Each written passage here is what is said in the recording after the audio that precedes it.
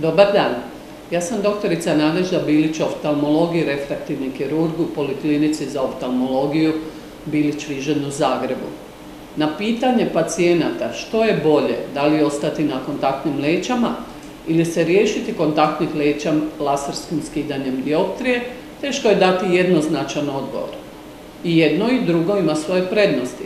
Pacijenti koji žele ostati na kontaktnim lećama zadovoljni su kako vide, zadovoljni su širinom vidnog polja, nemaju nikakvih smetnji u smislu upale ili alergije i onaj najveći faktor koji ih sprječava od operacije strah, mogu ga izbjeći, ne moraju ići na operacijski zahvat.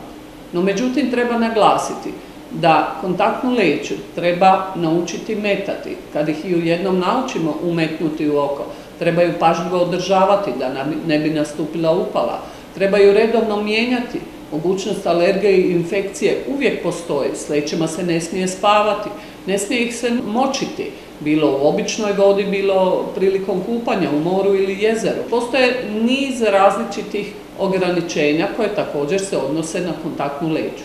Ako se radi o laserskom skidanju dioptrije, pacijent je svjestan da će se riješiti svih pomagala, ne samo kontaktnih leća, nego i naočala, da će dobiti širinu vidnog polja, da će moći riješiti grešku vida koju možda nije mogao riješiti nošenjem kontaktnih leća, da će se zauvijek do kraja života riješiti pomagala. Znači, lasersko skidanje dioptrije, sigurna metoda, bezbolna, prihvaćena širom svijeta.